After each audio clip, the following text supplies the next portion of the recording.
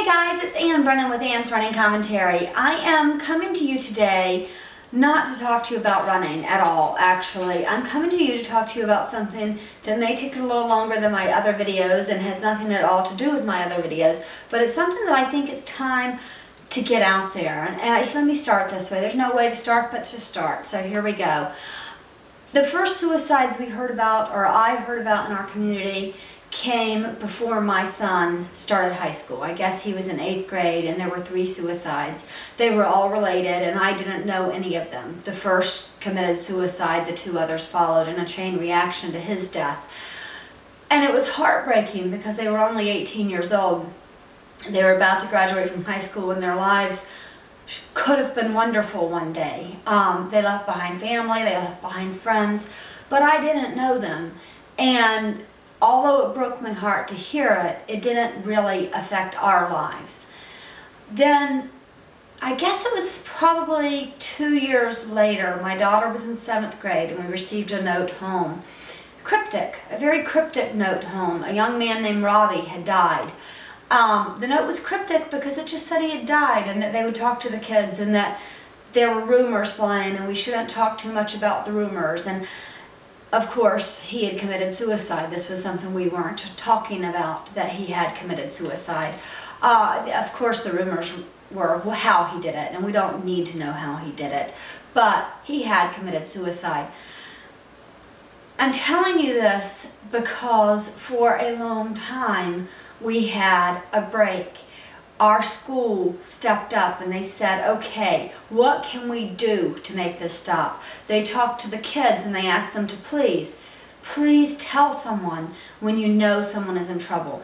Please tell someone if you think your friend might even possibly be in trouble. Please speak up. And kids did. And they started a program called Stars Week, in which they talked about people who had committed suicide and people who had thought about committing suicide and how awesome their lives had become down the road, and things had slowed down. And then last January we received another letter, and it was a coach from our school. My daughter was then in 9th grade, my son was a senior, and we received a note. It was again cryptic, but yes, he had committed suicide.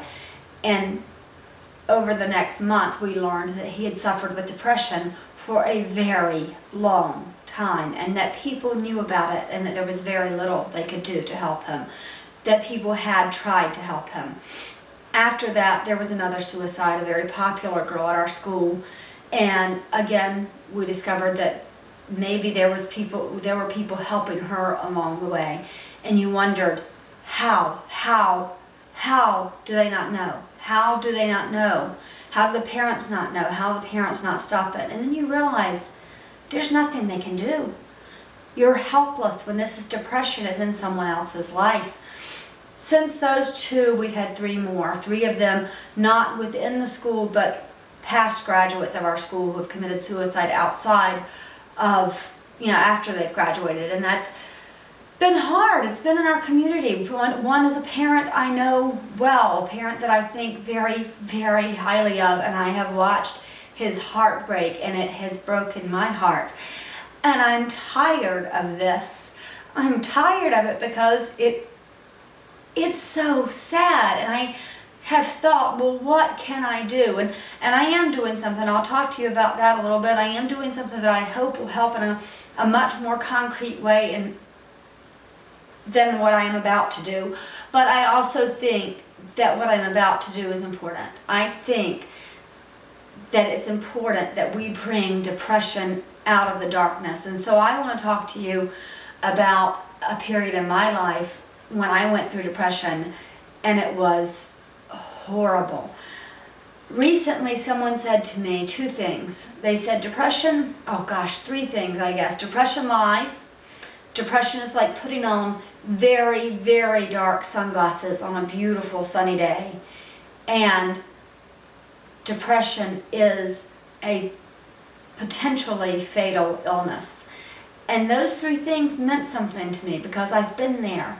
And yes, depression lies. When I went through depression, it was right after my beautiful daughter Megan was born, And she, oh my God, was the most beautiful baby in the entire world. And I'm married to the best husband in the entire world. So, why I was depressed? Hormones. Hormones did it. But you know what? It doesn't matter. I knew it was hormones, and I felt such shame. I felt such shame that I was going through this. I felt such shame that I would drive my car down the road and try to figure out how I could wreck it in a way that they wouldn't know it was on purpose. How I could run it into something or someone, some other car maybe head on, and not hurt the person in the other car, but please end my pain. I hated what was happening to me, and I was ashamed of it. And yes, depression lied. Depression forgot to tell me about how much my family loved me. Depression told me that nobody was paying attention, nobody knew how much I hurt, therefore nobody loved me. Depression lied to me, and depression caused me to lie to those around me. They didn't know. They didn't know, and if you ask people today, even one of my best friends said to me, Ann, but that's when I met you. I met you right after you had Megan, and you didn't seem sad. And I thought, how in the world did I not seem sad? Because I remember sitting in the bathroom floor and just sobbing and sobbing and sobbing. And I remember driving my car to work and thinking, how am I going to make it through this day? It was a horrible time in my life. Depression lies, and it really was nearly fatal. I really did want to die, and I came very, very, very close to that. Luckily, I had a family member who saw that something wasn't right, and she didn't even ask me. She just said, get in the car, we're going to the doctor. She put me in the car, we went to the doctor. I told the doctor what was happening, and luckily, I had postpartum depression, and therefore my depression was something that was able to be treated pretty easily. Unfortunately, there's a lot of depression in the world that is not treated easily. There's a lot of depression in the world that takes a lot of work. And for these young people, they face the same thing I faced. They face shame. They don't want to tell you that they can't handle it. There is at least a part of them that knows that somehow this depression is lying. They know, I have everything. My parents gave me a car. My parents live in this beautiful house. My parents are happy. Our lives are wonderful. I have supportive parents who would do things for me. They know that on the outside, and they see it and they think, then why? Why am I so sad? Why am I doing these things to myself? And they're ashamed, so they won't come forward. And people will say when they do come forward, you know what? You got a good life. Get over it. Get past it. And I'll tell you what, they hear that. They hear it because they've already said it to themselves. They already know it. They already have gone through this process, and they are aware that this makes no sense. And it doesn't. They don't have anything to be sad about. They don't have things that should push them to jump off the Bay Bridge. They don't. But that is exactly what they do. They jump off the Bay Bridge. They hang themselves. They cut their wrists. They take pills. They kill themselves and take themselves out of their family's lives. And I want it to stop. So I'm sharing my story. I want you to know today I have the best life. I have 3 wonderful kids, and I think back to that time and I wonder, why? Why did that happen? Why did I go through that? And I thank God that I had somebody in my life who stepped up and got me help, because I love my life. I have a great life now. All these years later, I tell everybody I'm a fitness writer. I love that part of my life. I have a great husband. I have loads of friends. We have a beautiful house. I have a great puppy. My life is great. But you've got to get there. You've got to get past the depression. So I don't know that I can help an individual today. I hope that I can. I hope somebody sees this and thinks, oh, there's a light.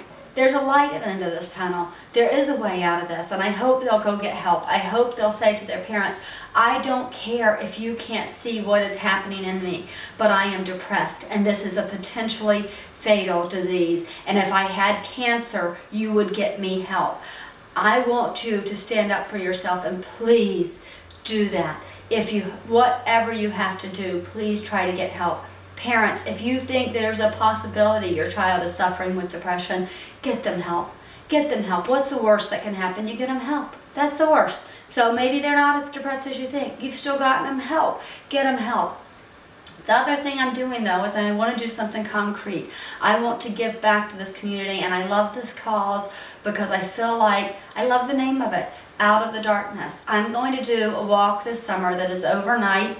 It is 16 or 17 miles walked all through the night, so we'll be up for 24 hours. And it is to raise awareness about depression and suicide, but it's also to raise funds for depression and suicide. For people who are going through depression, there are not a whole lot of resources. If you have a question and you want to know where you can get help, please get in touch with me. I will let you know. I'll put some numbers below this message. I will put the suicide prevention hotline numbers down there. I'll put a number down there for the mobile crisis unit, because that is an invaluable resource. It is absolutely an invaluable resource, and it's in almost every county throughout the country. So please look at those numbers if you think you need help. But this Walk Out of the Darkness helps to fund things like that. They also help to fund groups that meet and offer support for the parents and family and friends who have lost someone to suicide. I want this to stop. I don't know how we will make it stop, but I think the first step is to take this walk out of the darkness. For me, it was a walk out of the darkness to tell you how ashamed I felt of my depression. I shouldn't have felt ashamed. I shouldn't have felt ashamed. It is a disease. It is something I could not control. It was something I had absolutely no control of, and I am not going to walk around with that shame any longer. From now on, I will tell you, if you want to know my story about depression, ask me. I will tell you all the details. I will tell you about the day that I lost control of my car, and to this day, I don't know whether it was on purpose. And how when it ended, I knew I really did not want to die. When my car stopped spinning on the ice, how I knew I did not want to die, but I didn't know how I was going to get out of it. I didn't know how I would find my way out of that darkness. I'm so glad I did, though, because my life really rocks now. But please do something. Please donate to this. Please share this video. Please talk to your children. Friends, family, if you are depressed, please show us something. Let us help you, because we love you. We love you. I didn't know Robbie at their school. I didn't know that coach. I didn't know Tracy. I didn't know Philip. I didn't know them. But I will tell you what, there was nothing I wouldn't have done to help them. If they had just shown a sign, there's nothing most of us in this community in particular wouldn't do to get you help. So let us help you. All right, guys, I'm so sorry. I know that's a sad one today, but I had to get it out there because it's been breaking my heart. So thank you so much. If you have any questions, let me know. If you want to share your story about depression, you want to come out of the darkness, let me know. If you want to make a donation, there will be a link below for that. Please do make a donation. I'm only trying to raise $1,000, but the truth is, if I could raise $1 billion, let's do it. Let's find help. There is not enough mental health out there, help out there, and we need to change that. So please help us to change that. All right, guys, thanks so much. Bye-bye.